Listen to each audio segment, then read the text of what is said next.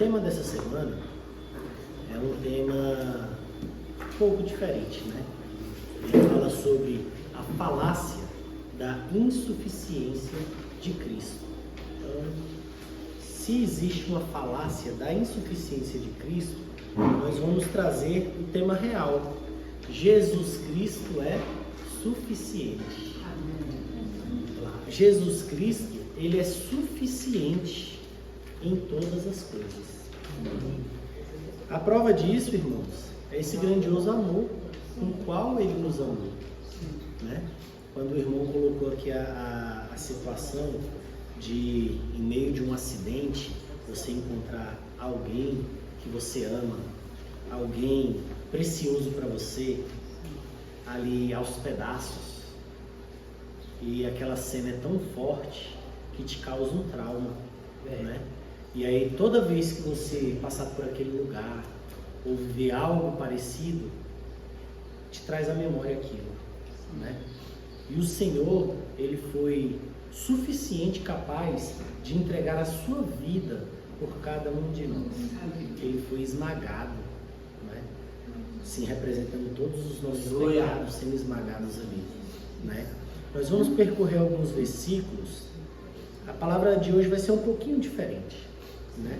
Primeiro nós vamos falar ali de Efésios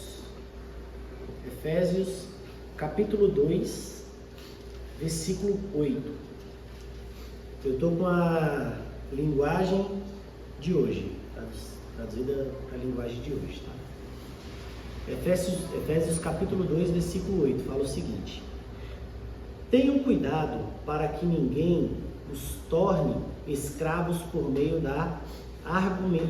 de argumentos sem valor, que vêm da sabedoria humana. Hoje em dia nós estamos numa era digital, então nós vamos ver muitos argumentos, muita sabedoria, muita filosofia, muita ciência, né? Muitas questões humanas. Então a palavra fala para que nós tenhamos cuidado com isso, né? Essas coisas vêm dos ensinamentos de criaturas humanas e dos espíritos dos demônios. Dos espíritos que dominam o universo e não de Cristo.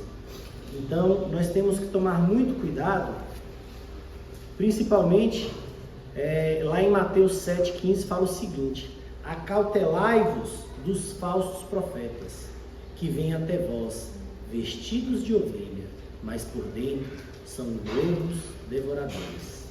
Então, nós temos que tomar muito cuidado. Nós temos que filtrar tudo que nós escutamos, né? A gente escuta as coisas e usa como combustível, né? O irmão que é mecânico vai saber disso com bastante precisão, né? O carro, ele tem que ter um combustível para se locomover, né?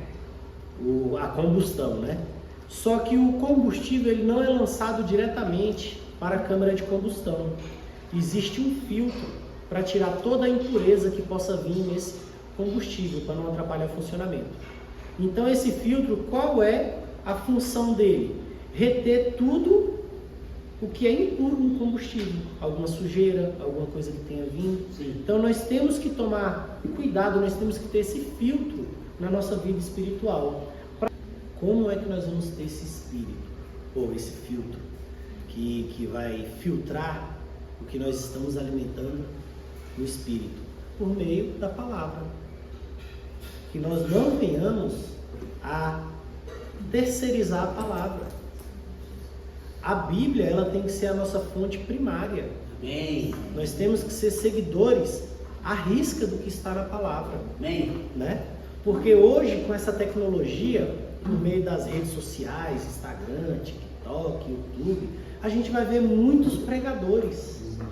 Por meio de igreja, se você for visitar a igreja A, a igreja B, a igreja C, não estou falando de placa de igreja, estou falando de pregadores.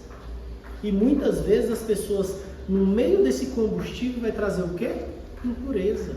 E nós temos que filtrar. Só conhecendo a palavra que nós vamos conseguir filtrar isso. E nós precisamos desse combustível. Cada vez que você se afastar da palavra, você se torna mais fraco. Já viu um carro quando está acabando o combustível, ele começa a ratear, né? Ele começa a perder sua força até acabar o combustível totalmente. Nós precisamos desse combustível que é a palavra e precisamos filtrar tudo que nós escutamos aí afora, né? Nós temos que tomar cuidado com todo tipo de falácia que tragam ideias de que Cristo é insuficiente. Porque as pessoas hoje, por meio da filosofia, por meio do conhecimento, elas vão trazendo questões que trazem dúvidas sobre a suficiência de Cristo. Nós não podemos ter nenhum tipo de dúvida em relação a isso. Que falácias são essas? São falácias pós-modernas, agora da nossa era, né? São falácias que falam de um evangelho de autoajuda, de sinais, de prodígios, de cura. Tem pessoas que vão atrás da palavra da igreja em busca de cura, em busca de fama, em busca de sucesso, em busca de realizações. Sim. E isso tudo vem trazendo uma insuficiência para Cristo. Isso tudo é mentira, né? Então nós temos que tomar muito cuidado. São coisas que prometem plenitude, poder que se encontram além da obra de Cristo. A obra de Cristo, ela é suficiente na nossa vida. Ela é suficiente em todas as coisas. Nós temos que tomar cuidado também com o evangelho do autocontrole físico e emocional, né? Dos riscos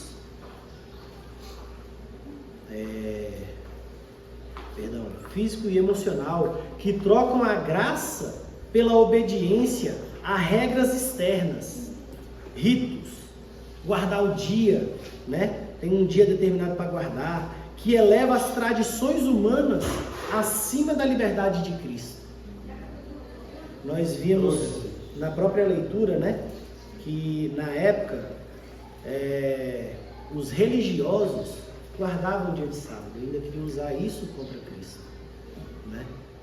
Então nós temos que tomar muito cuidado com o que vem a trazer uma insuficiência para Cristo. Cristo é suficiente em todas as coisas. O ascetismo e o culto de si mesmo, ignorando a obra do Espírito Santo. É o culto ao próprio esforço. O ascetismo, ele requer ele tem muito rigor na questão de você negar muitas coisas pessoais.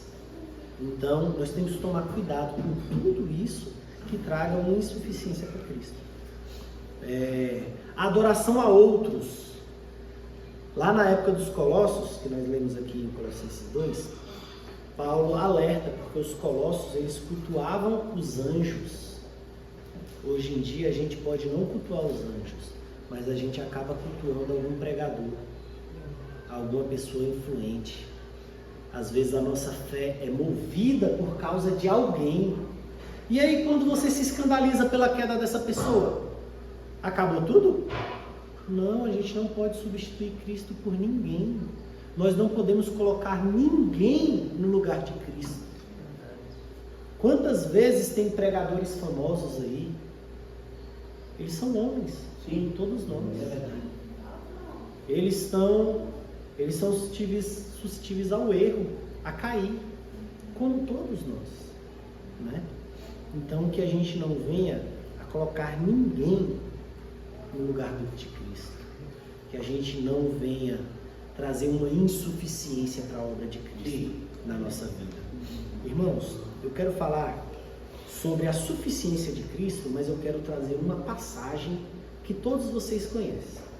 Eu quero pessoas, eu vou pedir a ajuda de duas pessoas. Uma pessoa para ler Mateus 8, tem algum voluntário aí para fazer a leitura de Mateus 8? Mateus 8. Versículo 23 a 27. Então, entrando ele no barco, seus discípulos o seguiram. E eis que sobreveio no mar uma grande tempestade, de sorte que o barco era varrido pelas ondas. Entretanto, Jesus dormia. Mas os discípulos vieram acordá-lo, clamando: Senhor, salva-nos, perecemos. Perguntou-lhe então Jesus: por que sois tímidos, homens de pequena fé? E levantando-se, repreendeu os ventos e o mar, e fez-se grande bonança. Até o 27? Até o 27. E maravilharam-se os homens, dizendo: quem é este que até os ventos e o mar lhe obedecem? Agora eu preciso da ajuda de uma outra pessoa para ler Lucas. Tem algum outro voluntário aí? Lucas, capítulo 8, 25 a 22. Lucas 8. 25, ou 22 a 25, perdão. Lucas 8, 22 a 25. Aconteceu que, num daqueles dias, entrou ele no barco, em companhia dos seus discípulos, e disse-lhes: passemos para a outra margem do lago. E partiram, e enquanto navegavam, ele adormeceu, e sobreveio uma tempestade de vento do lago. Correndo eles, impelindo-lhe de sossegar. Chegando-se a ele, despertaram-no dizendo: mestre, mestre, estamos perecendo. Despertando-se Jesus, repreendeu o vento e a fúria da água, e tudo cessou, e veio a bonança. Então lhes disse: onde está a vossa fé? Eles, possuídos de temor e admiração, diziam uns aos outros: que é este que até os ventos e as ondas repreende e lhes obedece? Acabamos de ler Mateus e Lucas. Estamos retratando a mesma história, narrada por duas pessoas diferentes. Agora eu vou para Marcos, capítulo 4, versículo 35 a 41. Eu vou ler aqui na tradução de hoje, tá? Marcos, capítulo 4, versículo 35 a 41. Eu vou ler na tradução de hoje aqui na Bíblia e vamos discorrer um pouco sobre essa história, esse fato que ocorreu, né? Jesus acalma uma tempestade. Naquele dia, de tardinha, Jesus disse aos discípulos: vamos para o outro lado do lago. Estavam onde? No Mar da Galileia, né? Só que o Mar da Galileia é um lago. Daqui a pouco vamos falar um pouco mais sobre isso, né? Vamos para o outro lado do lago. Então, eles deixaram o povo ali, subiram no barco em que Jesus estava e foram com ele. E os outros barcos o acompanharam. De repente, começou a soprar um vento muito forte e as ondas arrebatavam com tanta força em cima do barco que ele já estava ficando cheio de água. Jesus estava dormindo na parte de trás do barco, com a cabeça numa almofada. Então os discípulos o acordaram e disseram: mestre, nós vamos morrer, o Senhor não se importa com isso? Então ele se levantou, falou duro com o vento e disse ao lago: silêncio, fique quieto. O vento parou e tudo ficou calmo. Ali ele perguntou: por que vocês são assim, tão medrosos? Vocês ainda não têm fé? E os discípulos, cheios de medo, diziam uns aos outros: que homem é esse que manda até no vento e nas ondas?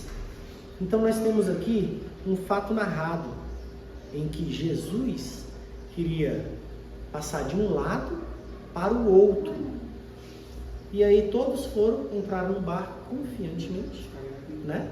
E no meio desse trajeto aconteceu o quê? Ventos fortes. E de repente surgiu uma tempestade. E essa tempestade deixou todos atemorizados, a ponto deles pensarem que iam morrer ali. Então, para retratar um pouco melhor essa história, vamos falar de onde é que eles estavam. Eles estavam ali atravessando o Mar da Galileia. O que é o Mar da Galileia? É o maior lago que existe no mundo. Qual é a sua extensão? Ele tem de 19 a 21 quilômetros de comprimento por em torno de 13 de largura, né? Se depois os irmãos quiserem pesquisar o tamanho do Mar da Galileia, ele é um lago. Então, só para a gente ter uma noção um pouco real dentro do nosso contexto aqui, Imagina que você vai daqui até o Catetinho. Quem já teve a experiência de remar em um barco? Aqui. Já? Passar assim um pouquinho, vou remar aqui uns 500 metros. Quem já teve essa experiência? É fácil? Não. Existem muitos fatores que influenciam. Teve uma vez que eu estava no Corumbá, né? E aí a gente foi atravessar de um lado para o outro, num barquinho simples, a remo. Foi eu e outro cara. E aí a gente não tinha colocado nem água nem nada dentro do barco. Nem uma garrafinha de água, a gente começou a remar. Só que eu não tinha nem noção, foi a minha primeira experiência, né? Daqui a pouco veio o vento, e o vento jogava a gente totalmente o contrário. Ele não levava a gente para onde a gente estava indo, e nem deixava a gente voltar para onde a gente partiu, onde estava todo mundo no acampamento. Ele jogava a gente bem para longe. Quanto mais remava, pior ficava. Acabou a força, era um sol de meio-dia, sem água, sem nada e passando mal. E o percurso era pequenininho, ou seja, não era água salgada. Ainda bem que não era água salgada, mas o Mar da Galileia também é água doce, né? Então, porque é um lago, então o percurso era pequenininho, mas a experiência foi horrível. Agora imagina qual era a cena que os discípulos e Jesus estavam. Senhor. Eles queriam atravessar o Mar da Galileia. Jesus falou, vamos para o outro lado. Qual é o tamanho do Mar da Galileia? Se for um lugar mais longe que eles foram, foi como se fosse daqui até o Catetinho, num barco. O Catetinho é longe, ali o início do Parque Perto do Bandeirantes, ali, chegando em Brasília. E aí, é muito longe para você ir no barco. A distância era longa, dentro de um barco ia demorar. Se você for de carro, você vai gastar daqui lá o que? Uns quase 30 minutos, né? Se não tiver trânsito. Isso sem obstáculo, sem trânsito, sem nada. Imagina num barco com calma. É uma viagem que vai demorar. Então, Jesus estava cansado. Ele foi dormir. Né? Por quê? Porque a viagem ia ser longa. Agora, se fosse a ponta mais curta, era daqui até a Santa Maria.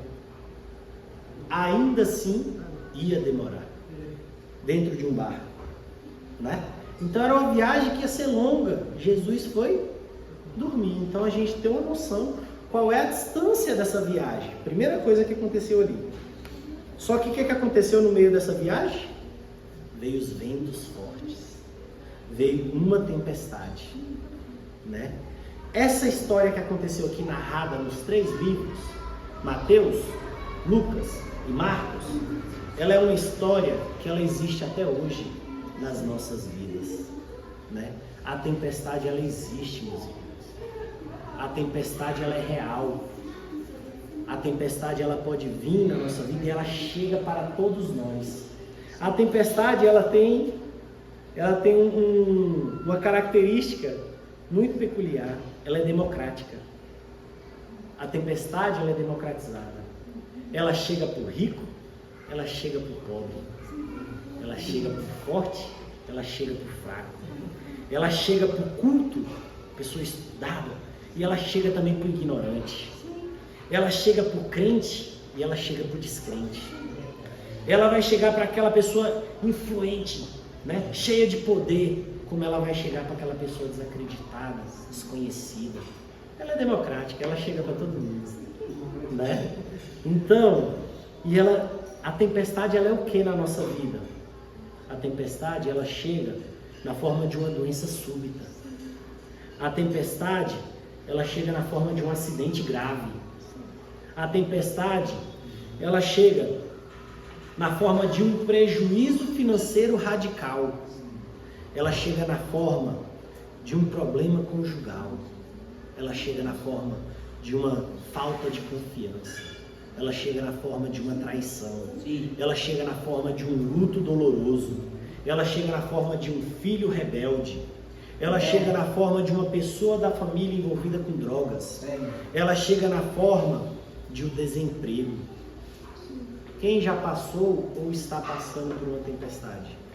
Todos vocês têm experiência com a tempestade? Então, essa tempestade ela é real na nossa vida.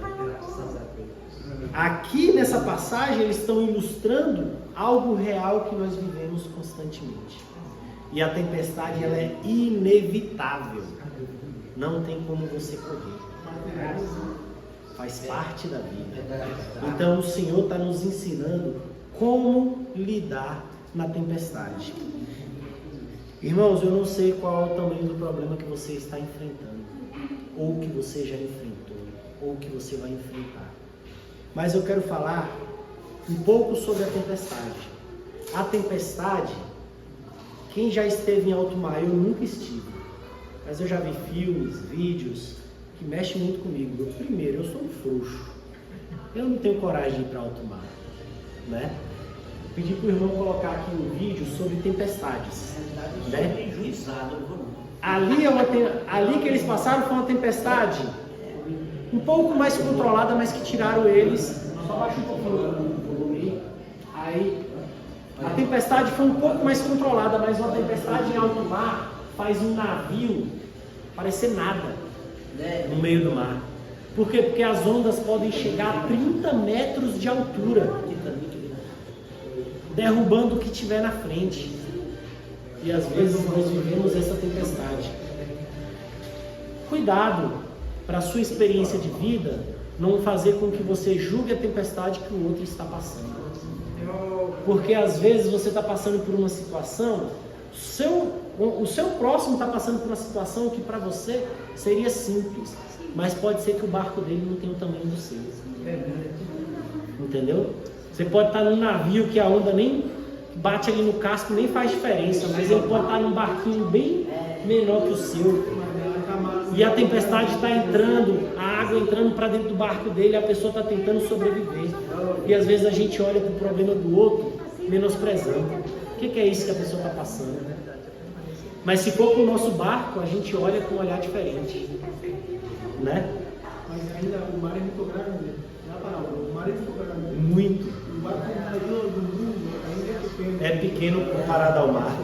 Ou seja, a tempestade ela pode chegar a uma proporção que nós nem conseguimos imaginar. E ela é inevitável. O que aconteceu ali? As tempestades que nós passamos, geralmente, é um problema que estamos passando que nunca na vida imaginaríamos que iríamos passar. Né? É assim na nossa vida. O que aconteceu ali no início do versículo? No início do versículo, falava-se o seguinte: naquele dia, de tardezinha, Jesus disse aos discípulos: vamos para o outro lado do lago. Outro lado. Então eles deixaram o povo ali, subiram no barco em que Jesus estava e foram com ele. E os barcos o acompanhavam. Naquele momento estava tendo tempestade? Não, se tivesse tempestade eles não tinham nem entrado no barco. Naquele momento era a calmaria completa. Jesus entrou no barco, os discípulos foram atrás e outros barcos foram acompanhando. Assim é na nossa vida. Tem dias que nós acordamos, parece estar tudo normal, tudo tranquilo, e de repente vem um vento contra nós e a tempestade surge sem esperarmos. E se você tivesse esperado a tempestade, se você soubesse que ia acontecer um acidente com você, você teria saído de casa? Não. Você teria poupado, você teria evitado. Mas a tempestade, ela é imprevisível, ela é inevitável, o que nós vamos passar na nossa vida. Só que nós temos que ter a certeza de uma coisa: quem é que estava naquele barco? Jesus. Agora a minha pergunta é: Jesus está no seu barco? Amém. Porque às vezes nós estamos passando pela tempestade sozinhos. Nós não convidamos Jesus para entrar no nosso barco, né? E aí? Às vezes nós confiamos na nossa própria capacidade. Ali nós estávamos falando, não era de qualquer pessoa que estavam no mar. Nós estávamos falando dos discípulos que eram pescadores, profissionais que estavam acostumados com o mar da Galileia, que já viveram tempestades ali naquele local. Quando Jesus estava dormindo, eles não perturbaram Jesus. Por quê? Porque eles já tinham experiência com aquela situação. Eles pensaram certamente, o mestre está cansado, vamos deixá-lo descansar. Porque a tempestade que eles passaram no Mar da Galileia não era nada comparado a isso daqui, em alto mar. Eles estavam num local controlado, um local que era um lago. É diferente de alto mar. Jesus estava dentro do barco. Então eles tinham experiência suficiente para lidar com a situação. Por mais que você tenha experiência para lidar com a situação, pode ser que os ventos venham com mais força. E aquilo que parecia fácil de se resolver, agora pareça impossível, pareça fora de controle. Né? Nós vivemos isso constantemente. Né? Se viver isso com Jesus no barco já não é fácil, imagina sem Jesus no barco. Né? Eu fico impressionado com a capacidade das pessoas que têm coragem de viver sem Jesus no seu barco. Porque eu não tenho coragem. Né? Então vamos lá. De repente, versículo 37, de repente começou a soprar um vento muito forte e as ondas arrebentavam com tanta força em cima do barco que já estava ficando cheio de água. Aquele problema que você está enfrentando de saúde, familiar, profissional, conjugal, pode ser que muitas vezes esse vento venha com tanta força, que joga até água para dentro do barco. E vai entrando água, mais água, que não dá tempo de tirar. E você vai começando a bater o seu desespero ali naquele momento, né? Só que ainda tem um porém. Vamos começar o 38 já, né? A tempestade, além dela ser imprevisível, inevitável, ela tem uma outra característica. Todas as tempestades que você já passou na sua vida são pedagógicas. Todas as tempestades que nós já enfrentamos, nós aprendemos alguma coisa. O Senhor sempre falou conosco por meio da tempestade. Nenhuma tempestade que nós passamos foi em vão. Nenhuma. Todas elas nos trouxeram lições. Muito aprendizado. Se você está passando pela tempestade, você pode até perder o controle. Mas Deus não perde o controle. Não. Ele é o Criador. Ele é suficiente. É sobre isso que nós estamos falando. Jesus é suficiente. Né? Oh Senhor Jesus. A tempestade, ela não vem para te destruir, por mais que pareça que vem para destruir. Essa é a sensação. Quando nós estamos passando pelas nossas lutas pessoais, parece que aquilo vai nos destruir, mas ela vem para nos fortalecer. Né? Esse é o verdadeiro sentido da tempestade. Ela não vem para nos derrubar, ela vem para nos deixar mais fortes. Né?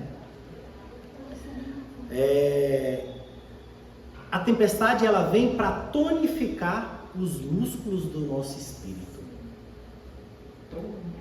Cada vez que nós passamos pela tempestade, você já pensou o que uma pessoa faz na academia, puxando aquele tanto de ferro? Aquilo é bom? Não, isso é uma loucura. A pessoa que vai falar que aquilo é bom é doente.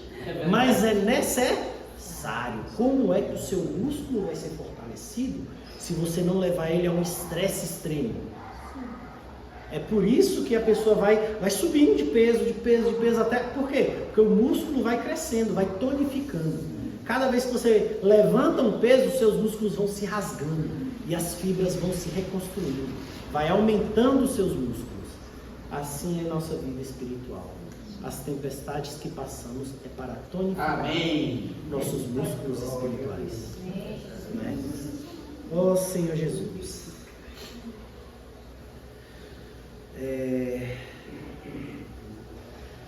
A tempestade, ela não vem para nos afastar de Jesus. Ela vem para nos colocar aos pés de Jesus. Para nós podermos depender dele. Se nós não passarmos pela tempestade, nós vamos nos achar autossuficientes. E nós vamos cair naquilo que nós começamos a mensagem.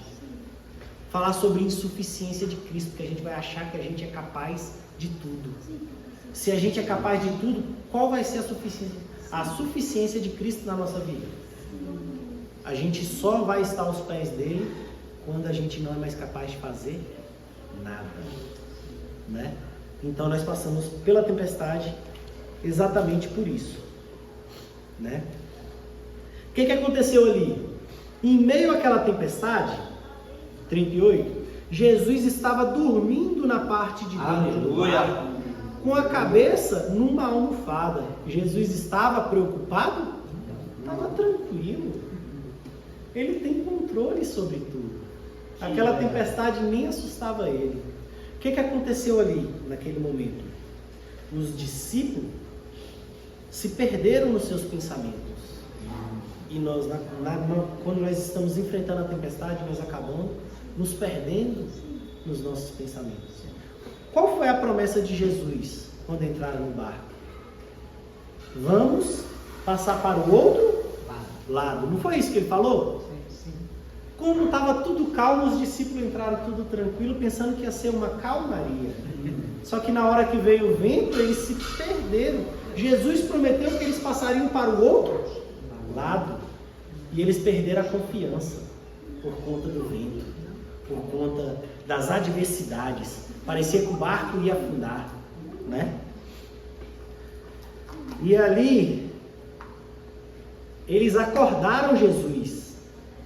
Disseram: mestre, nós vamos morrer. O Senhor não se importa com isso?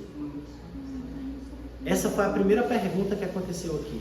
Nessa pergunta, ela veio com um tom de censura. Você não se preocupa, mestre, que nós vamos morrer? E às vezes nós estamos passando por essa tempestade da vida e nós fazemos a mesma pergunta para o Senhor, né? No meio do desespero, a gente começa a ter dúvidas da suficiência do Senhor e a gente começa a perguntar: você não se preocupa comigo, Senhor? O tanto que nós passamos juntos, o Senhor não se preocupa comigo? Quem nunca fez essa pergunta de censura ao Senhor no meio da sua dificuldade? No meio daquele problema que parecia ser simples, mas você perdeu o controle. E aí você vê que Jesus está contigo, você ainda pergunta, né? O Senhor não se preocupa comigo, Senhor? É uma pergunta com um som de censura. Essa pergunta é uma pergunta minha, é uma pergunta sua, é uma pergunta nossa que nós fazemos ao Senhor, né? Oh Senhor Jesus. Ali parece estar complicado porque Jesus está no barco e nada está bem. Porque a gente acha que Jesus está no barco, vai estar tudo na calmaria, né? Jesus está no barco da nossa vida e parece que as coisas não estão bem. Cadê a nossa confiança, né? Na promessa. Entender a tempestade de Jonas é fácil. Teve outra pessoa aqui que passou por uma tempestade. Todos sabem. Jonas, profeta, Sim, verdade. fugindo do Senhor, ele passou por uma tempestade. E aquela tempestade ia matando todos que estavam com ele, né? Então entender a tempestade de Jonas é muito fácil. Um crente desviado do caminho do Senhor pode ter certeza que o caminho dele é a tempestade. Não é verdade? Se você é crente, se você aceitou o Senhor e você se desviou do caminho, é inevitável, essa é certeza, a tempestade na sua vida. Você vai viver a mesma tempestade que Jonas passou. É uma tempestade para te trazer de volta para o caminho do Senhor. E entender a tempestade de Jonas é fácil. Mas entender a tempestade que os discípulos estavam passando aqui lado a lado com o Senhor dentro do barco, que muitas vezes somos nós, servindo ali, orando, jejuando, se voltando ao Senhor e ainda assim passando pela tempestade, é uma tempestade pedagógica. Nós temos muito que aprender com essa tempestade, né? E o que mais preocupava eles ali era o quê? A demora de Jesus, a tempestade faltando derrubar o barco e Jesus demorando para fazer alguma coisa. Nossa. Quantas vezes você passou pela tempestade e ficou revoltado com a demora de Jesus para fazer alguma coisa na sua vida? Ansioso, preocupado. Você se revoltava mais com a demora do que com a própria tempestade que você estava passando. Por que Jesus não fez nada até agora? Né? Vocês conseguem se ver nesse barco? Sim. Ó Senhor Jesus. Imagina Marta, quando estava com Lázaro enfermo. Ela estava confiante que Jesus ia chegar e ia salvar Lázaro. Só que aí, Jesus demorou 4 dias após a morte de Lázaro para chegar. Como ficou Marta ali? Senhor, você demorou demais, Senhor. Não tem mais solução para o problema, não. Muitas vezes nós somos lá. Parece que o seu problema não tem mais solução, não tem mais saída, e você está perdendo a esperança. Jesus é suficiente na nossa vida. Jesus pode todas as coisas. Ele é o Criador. Ele é o primeiro. Ele é o derradeiro. Ele é o princípio. Ele é o fim. O tempo do Senhor não é o mesmo tempo que o nosso. Nós temos que aprender isso. Quando Marta achava que já não tinha mais solução, que já tinha passado todo o tempo, para Jesus ainda não tinha passado o tempo. Ainda estava no tempo certo. Amém. Porque o tempo do Senhor é o tempo certo. Amém. Não é o nosso tempo. Nós não entendemos as coisas do Aleluia. Senhor. Ó Senhor Jesus. Então ele se levantou e falou duramente com o vento e repreendeu. Ele disse o que ao lago? Disse ao vento e ao lago: silêncio, fique quieto. O que aconteceu aqui? Quando o Senhor fala, todo o universo obedece. O Senhor, ele falou uma vez ao mar: silêncio, e ele fez silêncio. O Senhor não precisou repetir. Aqui está falando que ele repetiu 3, 4 vezes? Falou apenas uma vez, e o mar obedeceu. O Senhor falou ao sol: para, volta tantos graus, e o sol obedeceu. O Senhor falou para as estrelas que apareçam, e elas apareceram. O Senhor falou para a mula que falasse, e a mula falou. Né? O Senhor falou para os demônios que se batessem em retirada, e os demônios se baterem em retirada. Sim, é verdade. O Senhor tem poder sobre todas as coisas. Aleluia. Principados, potestades. Amém. Se o Senhor der ordem aos anjos, Aleluia. eles vão atender naquela hora. O universo inteiro obedece ao Senhor. O universo inteiro obedece à voz do Senhor. Sim. O Senhor tem uma promessa. O Senhor Ele tem uma promessa tem. para Aleluia. cada um de nós. Não desacredite nessa promessa. Independente da tempestade. O vento parou e tudo ficou calmo. Aí ele perguntou: por que é que vocês são assim tão medrosos? Vocês ainda não têm fé? Por que Jesus fez essa pergunta para eles? Diante de todas as experiências que vocês tiveram comigo até aqui, vocês ainda têm dúvida de quem eu sou? Ainda tem alguma coisa que faz com que você não tenha certeza do meu poder? Diante de tudo que o Senhor já fez na sua vida, diante de tudo que o Senhor, você já testificou, que você já viu o Senhor fazendo, você ainda tem dúvida? Em meio à tempestade que você está passando, você ainda tem dúvida da promessa do Senhor na sua vida? Não tenha dúvida. Não tenha dúvida, porque Jesus é suficiente. Aleluia. Ó Senhor Jesus. A promessa de Jesus, ela é igual à realidade. Se Jesus tem uma promessa, você pode colocar um sinal de igual ali. Realidade, vai acontecer. Independente de qualquer coisa. Independente do tempo que vai levar. Não é no nosso tempo, é no tempo do Senhor. O Senhor nunca está atrasado. É nós que somos agoniados. O Senhor nunca se atrasou em nada na nossa vida.